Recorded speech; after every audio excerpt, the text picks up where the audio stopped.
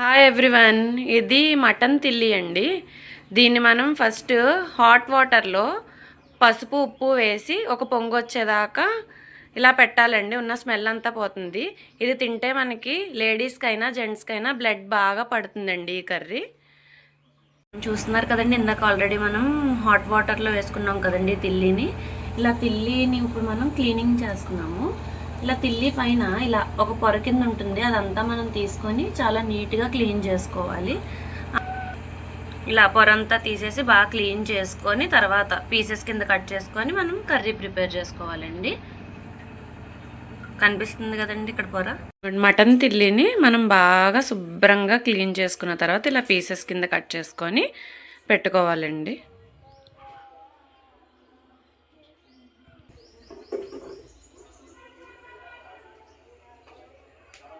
మనం క్లీన్ చేసుకున్న ఈ తిల్లి ముక్కల్ని ఇలా కుక్కర్లో వేసుకోవాలండి. ఫస్ట్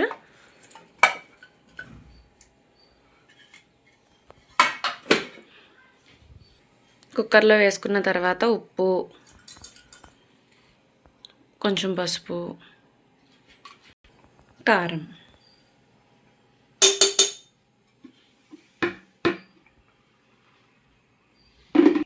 ఉప్పు పసుపు కారం వేసుకున్నాం కదండి. అల్లం వెల్లుల్లిపాయ పేస్ట్ ఒక 2 స్పూన్స్ వేసుకున్న తర్వాత వాటర్ యాడ్ చేసుకోవాలండి.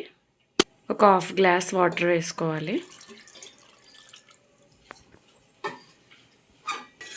కుక్కర్ ఇలా మూత పెట్టేసుకొని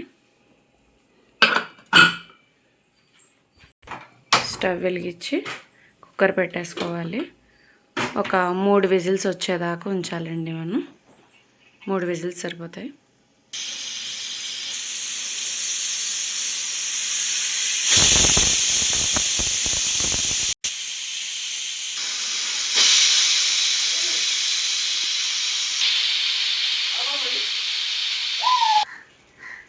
కుక్కర్లో చూసారండి, బాగా ఉడికిపోయింది కదండి తిల్లి. ఇప్పుడు మనం ఇది వేరే దాంట్లోకి చేంజ్ చేసుకోవాలి. దానికంటే ముందు మనం స్టవ్ వెలిగించి వేరే ఇలా ఒక కడాయి పెట్టుకోవాలి. పెట్టి ఆయిల్ వేసుకోవాలండి. ఫస్ట్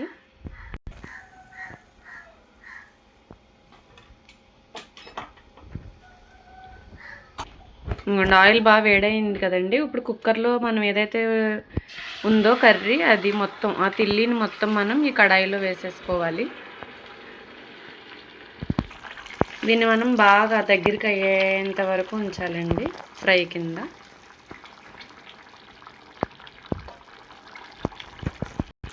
ఇంకొండి ఇలా వేగుతుండగా పెరుగు బాగా గిలక్ కొట్టిన తర్వాత ఒక 2 స్పూన్లు వేసుకోవచ్చండి. తర్వాత కొంచెం గరం మసాలా,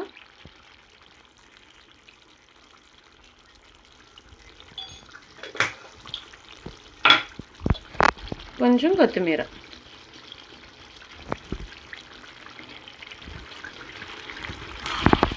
కర్రీ కొంచెం దగ్గరికి పడ్డాకండి ఇంకా అయిపోయినట్టే. ఇంకా స్టవ్ ఆఫ్ చేసేసుకోవచ్చు. ఇంకా కర్రీ రెడీ అయిపోయినట్టే, తిల్లి కర్రీ.